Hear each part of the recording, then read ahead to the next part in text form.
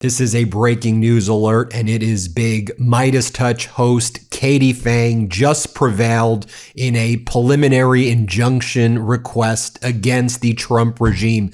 Katie Phang filed a lawsuit against Todd Blanche demanding the release of the Epstein files that have been withheld. Katie Phang identified a number of categories of documents that we all know should have been released and requested that a district court in Washington, D.C. order these files to be released. Katie Phang asked for an order that says that the public has standing to file a lawsuit under the Epstein Transparency Act to request the release of the Epstein files that the Trump regime is withholding. And Katie Phang has requested in her lawsuit that the Trump regime produce a redaction log or a privilege log detailing all of the documents that they have withheld. That is required by the Epstein Transparency Act, that this redaction log or privilege log be produced, and the Trump regime has withheld it. This was supposed to be produced back in December. And folks, we just got a 44-page ruling from Judge Emmett Sullivan granting MeidasTouch host Katie Phang's request for a preliminary injunction. The Trump regime has to now respond in early July in order to show cause to turn over the redaction and privilege log and to turn over all these other categories of documents that the Trump regime is withholding in violation of the Epstein Transparency Act. And folks, what makes this ruling so big is that the court recognized that the public has a right and has the standing to access these documents under the Epstein Transparency Act. Folks, it doesn't get much bigger than this. I am so honored to have Katie Phang as a member of the MeidasTouch network, as a host on this great network. Let me bring in Katie Phang. So Katie, great to see you. Congratulations, and tell us about this big court win. Ben, thanks for allowing me to be able to break this news with you here at the main Meidas channel. I am speechless, and I just want to underscore how much I appreciate the support that you all, Ben, Jordy, Brett, and everybody, as well as everybody who's tuning in and has been a subscriber and a follower. You guys, this support has been amazing. This is our victory together. I want to remind people this is the very first and only lawsuit that has been brought pursuant to the Epstein Files Transparency Act, specifically seeking to be able to get unredacted Epstein files. Now, let me be clear. As Ben noted, this is a motion for preliminary injunction. So my lawsuit continues, but what Judge Sullivan has done is on two major fronts decided right now the following. Number one, I, Katie Phang, private citizen, have standing to be able to get Todd Blanche as the acting attorney general of the Department of Justice to be able to comply with Judge Sullivan's order, which is now telling him that on or before July 2nd, he either has to put up or shut up. He either has to bring forth unredacted files or show cause as to why he should not or cannot do so. But I have identified, Ben, specific areas in the Epstein files. Number one, redactions that have been made to senders and recipients, names and email addresses for some of the most egregious email communications with Jeffrey Epstein, talking about little girls being naughty, things like that. Judge Sullivan says those identities have to be disclosed. Number two, the FBI interview notes for the victim who was alleged that when she was 13 years old, she was physically and sexually abused by Donald Trump. Judge Sullivan has said that Todd Blanche must produce those or show cause as to why that he should not have to do so. The foreign language documents in the Epstein Files Act that the Department of Justice didn't bother to do interpretations or translations of. Judge Sullivan said you have to produce those. The names in two internal DOJ documents that identify the co-conspirators / co-defendants that were going to be a part of that proposed indictment in the Southern District of Florida that never materialized because it was never produced or presented to the grand jury. Instead, Epstein got his sweetheart plea deal with the state authorities. Judge Sullivan says that those identities of those co-conspirators and co-defendants must be revealed. And lastly, there was the redaction log that the Epstein Files Transparency Act required the DOJ to produce contemporaneously with the rollout of these files. It was supposed to identify the grounds underneath this law as to why they were withholding or redacting certain bits of information. The DOJ wiped his ass with it, Ben, and did not produce that at all. Judge Sullivan said, you better do it and start it now. If not, there's going to be consequences. I mean, this is a big deal, Ben. This judge says I have informational harm and economic harm. But you know what the best part about this order is? It says that Blanche must produce, quote, to the public, not to just Miss Phang, but to the public. And this is why I brought this lawsuit in the beginning. We needed this transparency as the American public, and we had to force the DOJ to have to do this. Let's talk about the standing piece of this first, because to me, that's big. One of the things that the Trump regime had been arguing is that the Epstein Transparency Act was an unenforceable law, that no one had standing because the law itself didn't specifically say this person or that person could sue. Talk to us about, because that was a big deal. I recall when Ro Khanna and Massey sought to involve themselves in a case, that was a big argument that and they were raising it here as well, I understand. Yeah. And listen, if you'll recall, and thank you for reminding everybody. So Ro Khanna and Tom Massey went to the federal judge in the Southern District of New York, who's been presiding over the Ghislaine Maxwell case. And they said, look, we want you to intervene and appoint a special master. And the judge was like, look, man, you just don't have the standing to do this. And that is a big part of what my lawsuit is. I am seeking the appointment of a special master. And again, that's the bigger kind of lawsuit that's being pursued right now. But when it comes to standing, I'll read the language, Ben, from this 48-page order. The court concludes that Ms. Phang satisfies the first part of the standing test. On her interpretation of the Epstein Act, it requires the information to be disclosed to her as a part of the public at large. She suffers the type of harm that Congress sought to prevent in enacting the act.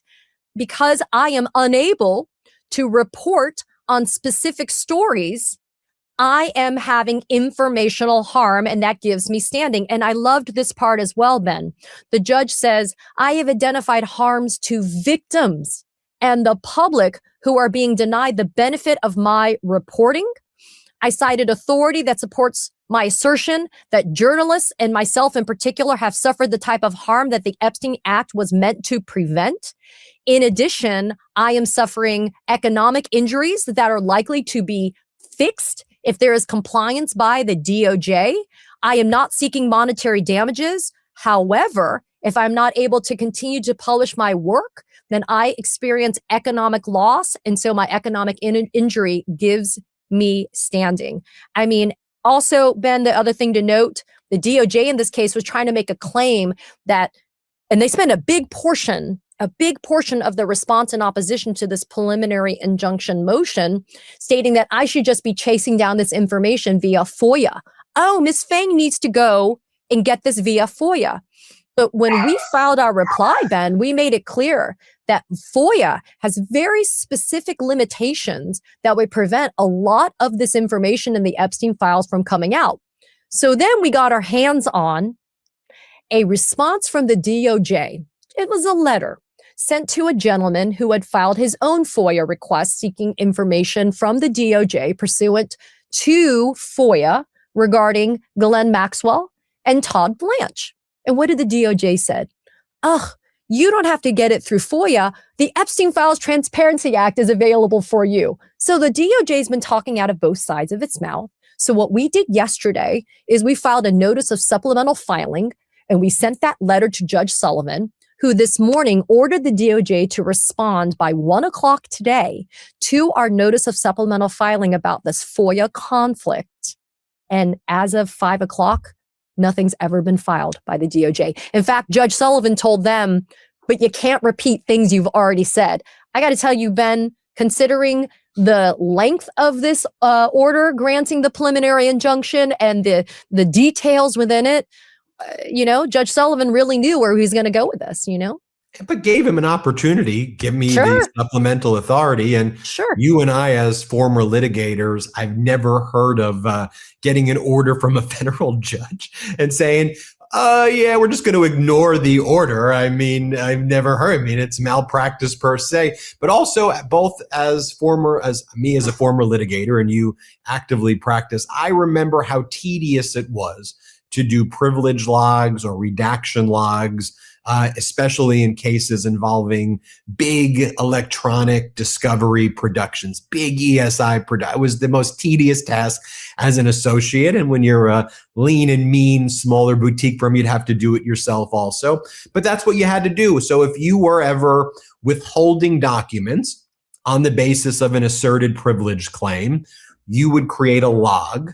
And in the log, you would have to say, here's why Bates number 3,243, here's the assertion, here's what it is, so that the public can see it or the opposing counsel can see it and challenge it.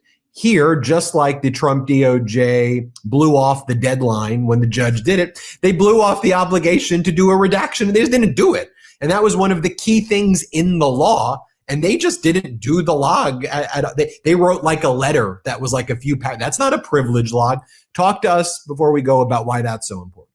Yeah, so it's read really cleanly, Ben, in conjunction with my request for the appointment of a special master, because a special master is going to call balls and strikes here. The DOJ, pursuant to the redaction log that the Epstein Files Transparency Act required it to file, again, contemporaneously, alongside the production of these documents, the special master could look at something. It says, oh, look, this document number. According to the DOJ, they redacted the information on this document number because pursuant to the Epstein Files Transparency Act, it identified a potential victim or a survivor, and it was maybe some personal, private, confidential information that the law says must be protected. But then the special master could look at that document number, look at the unredacted document, and say, I agree. Or the special master could say, this doesn't fly. But in the absence of this redaction log, how in the actual hell is anyone, including me, you, anybody who's tuning in right now, how are they supposed to know if in good faith there has been anything done by the DOJ that has been a legal redaction or withholding?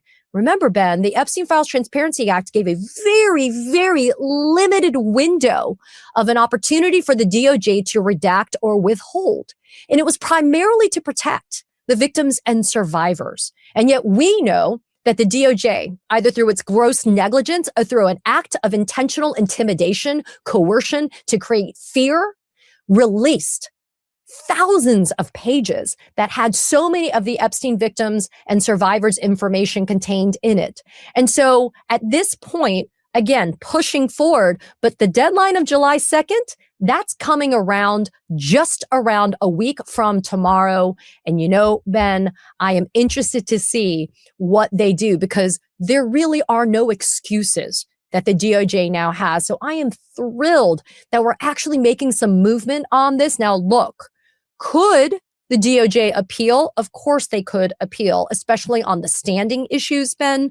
However, I'm telling you, this is a win that we must all celebrate together because this is how we do it. We find creative ways to think outside the box to force this regime to actually obey the law, the laws that you and I and everyone else would be forced to do. I think it's appropriate that this is the order that gets entered against Todd Blanche.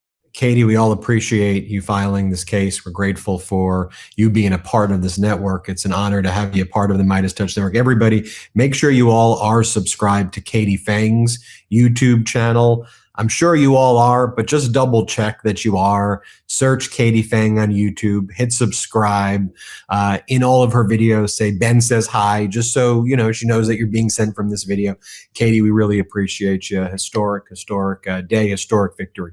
Thank you for letting me share this good news with you, Ben, fresh off the presses. Thanks for letting me be with you and everyone else in the Meidas Mighty that is here. I'm just grateful. This is really just the best part of my day to be able to do this with all of you. So thanks for letting me be here with you all. Want to stay plugged in? Become a subscriber to our Substack at MeidasPlus.com. You'll get daily recaps from Ron Filipkowski, ad-free episodes of our podcast, and more exclusive content only available at MeidasPlus.com.